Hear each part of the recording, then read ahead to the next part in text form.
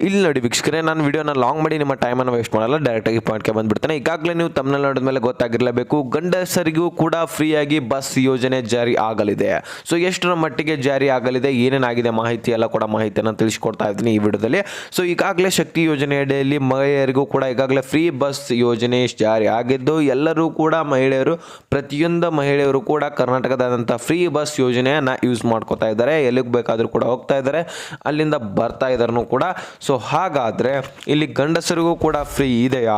So ಯಾರು ಹೇಳಿದ್ದಾರೆ, ಯಾವ ಮಾಹಿತಿ, ಎಲ್ಲ ಕೂಡ ಮಾಹಿತಿಯನ್ನು ತಿಳ್ಕೊಳ್ಳೋಣ. ಮುಂದೆ ನೋಡ್ತಾ ಹಾಗೆ ವಿಡಿಯೋನ ಮಧ್ಯೆ ಸ್ಕಿಪ್ ಮಾಡಿಬಿಡಿ. ಹಾಗೆ ಇನ್ನೂ ಯಾರು ಚಾನಲ್ಗೆ ಸಬ್ಸ್ಕ್ರೈಬ್ ಮಾಡಲಿಲ್ಲ, ಬೇಗನೆ ಸಬ್ಸ್ಕ್ರೈಬ್ ಮಾಡ್ಕೊಂಡ್ಬಿಟ್ಟು ವಿಡಿಯೋಕ್ಕೊಂದೇ ಒಂದು ಲೈಕ್ ಕೊಟ್ಬಿಟ್ಟು ವಿಡಿಯೋನ ನೋಡಿ.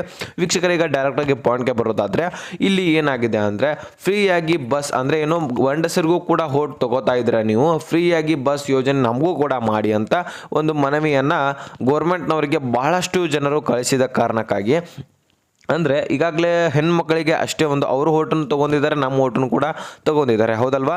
ಸೊ ಅಲ್ಲಿ ಮಹಿಳೆಯರಿಗೆ ಅಷ್ಟೇ ಫ್ರೀ ಬಸ್ ಯಾಕೆ, ನಮಗೂ ಕೂಡ ಮಾಡಿ, ಯಾಕೆ ಅವ್ರಿಗಷ್ಟೇ ಎಲ್ಲ ಸ್ಕೀಮ್ಸ್ಗಳನ್ನು ನೀವು ಮಾಡ್ತಾ ಇದ್ದೀರಾ, ನಮಗೆ ಯಾಕೆ ಮಾಡ್ತಾ ಇಲ್ಲ ಅಂತ ಒಂದು ಮನವಿಗಳನ್ನು ಬಹಳಷ್ಟು ಜನ ಕಳಿಸಿದ್ದಾರೆ. ಒಂದಲ್ಲ ಬಹಳಷ್ಟು ಜನ ಮನವಿಗಳನ್ನು ಕಳಿಸಿದ ತಕ್ಷಣ ಈಗೇನಾಗಿದೆ ಅಂದರೆ, ಲೋಕಸಭಾ ಚುನಾವಣೆ ಕೂಡ ಬರ್ತಾ ಇದೆ, ಇದೆಲ್ಲ ಎಲ್ಲರಿಗೂ ಕೂಡ ಗೊತ್ತಿದೆ.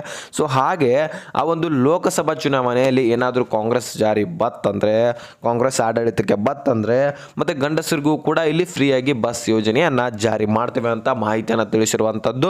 ಇದು ಯಾರಪ್ಪ ತಿಳಿಸಿದ್ರು ಅಂದರೆ, ಸಿದ್ದರಾಮಯ್ಯನವರು ಕೂಡ ಹೇಳಿಲ್ಲ, ಡಿ.ಕೆ. ಶಿವಕುಮಾರ್ ಅವರು ಕೂಡ ಹೇಳಿಲ್ಲ, ಯಾರೂ ಕೂಡ ಹೇಳಿಲ್ಲ. ಇದನ್ನು ಬಸವರಾಜ ರಾಯರೆಡ್ಡಿ ಅವರು ಕೂಡ ಹೇಳಿದ್ದಾರೆ. ಬಸವರಾಜ ರಾಯರೆಡ್ಡಿ ಅವರು ಹೇಳಿದ್ದಾರೆ, ಇವರು ಸಚಿವರು. ಸೊ ಇವರು ಹೇಳಿರುವಂಥದ್ದು ಮಾಧ್ಯಮದಲ್ಲಿ.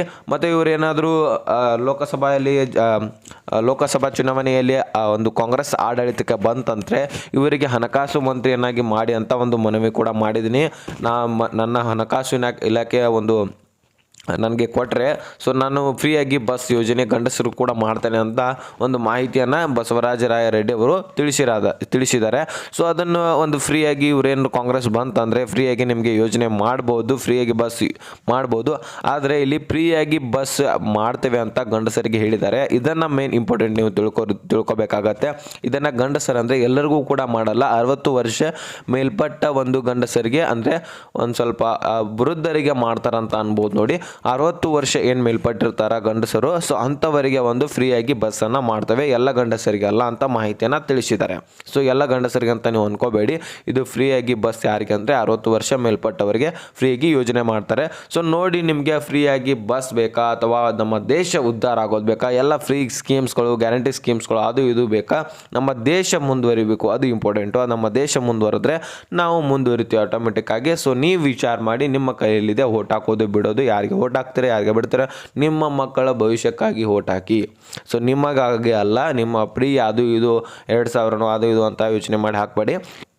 ಎಲ್ಲ ರೀತಿಯಿಂದ ಯೋಚನೆ ಮಾಡಿ ಕಾಂಗ್ರೆಸ್ ಆ ಒಂದು ಬಂದರೆ ಸರಿ ಮಾಡುತ್ತೋ, ನಮ್ಮ ದೇಶ ಮುಂದುವರಿಯುತ್ತೋ, ಅಥವಾ BJP ಬಂದರೆ ನಮ್ಮ ದೇಶ ಮುಂದುವರಿಯುತ್ತೋ ವಿಚಾರ ಮಾಡಿ ಹಾಕಿ. ಇದೆ ನಮ್ಮ ಕೈಯಲ್ಲಿ ಅನ್ನೋ ಹಾಗೆ ಚುನಾವಣೆ ಇದೆ. ಇದು ನೋಡಿ ಸರಿಯಾದ ವ್ಯಕ್ತಿಯನ್ನು ಆರಿಸಿ ತರಬೇಕು. ಸೊ ನೋಡಿ ಓಟ್ ಹಾಕಿ ಸರಿಯಾದ ವ್ಯಕ್ತಿಗೆ ಆರಿಸ್ತಾರೆ ಅಂತ ಹೇಳ್ತಾ, ವೀಕ್ಷಕರೇ ಈ ರೀತಿಯಾದಂತಹ ಮಾಹಿತಿ ಇತ್ತು, ತಿಳಿಸ್ಕೊಡೋಣ ಅಂತ ವಿಡಿಯೋ ಮಾಡಿದೆ. ವಿಡಿಯೋ ಇಂಪಾರ್ಟೆಂಟ್ ಅನಿಸಿದ್ರೆ ಲೈಕ್ ಮಾಡಿ, ನಿಮ್ಮ ಸ್ನೇಹಿತರು ಕೂಡ ಶೇರ್ ಮಾಡಿ, ಹಾಗೆ ಸಬ್ಸ್ಕ್ರೈಬ್ ಮಾಡಿ ಅಂತ ಹೇಳ್ತಾ ಮತ್ತೆ ಮುಂದಿನ ಮಾಹಿತಿ ಒಂದು ಸಿಗೋಣ. ಅಲ್ಲಿ ತನಕ ಬೈ ಬೈ ಫ್ರೆಂಡ್ಸ್.